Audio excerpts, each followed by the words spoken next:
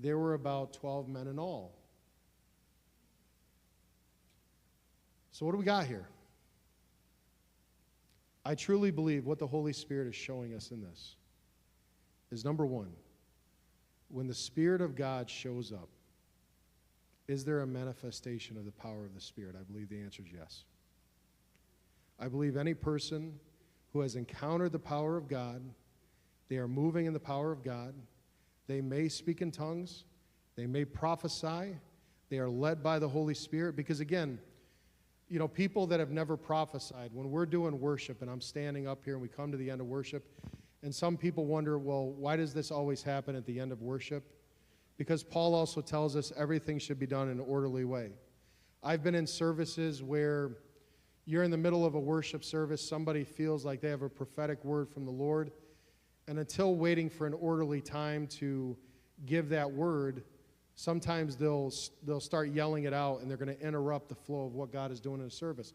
So one of the things, when the Lord led me to start this church, the desire, the goal is, it's called the Father's heart, is to say to the Holy Spirit, this belongs to you. You lead us, you guide us, you do what you want to do. And I believe, does God prophetically speak through people? Yes.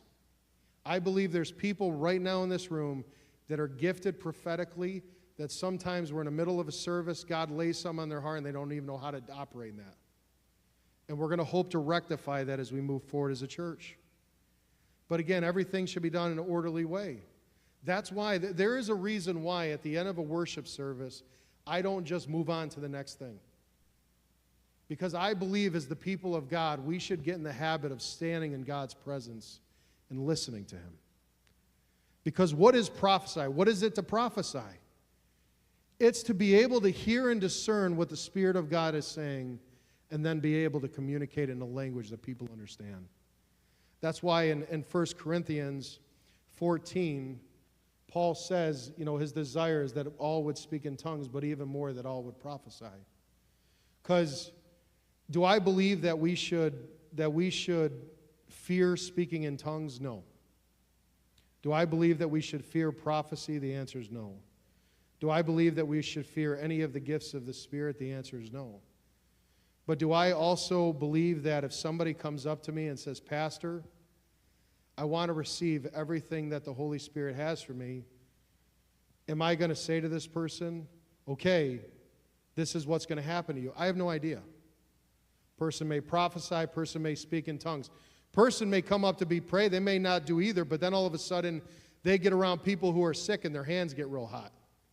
It's because now that the healing power of the Holy Spirit's flowing through them. There might be people that come up, Spirit of God comes on them, touches them in a mighty way. They go home and they start having dreams. They start seeing things in the spiritual realm that other people can't see. And when they tell people about it, people think they're out of their mind. But is that stuff real?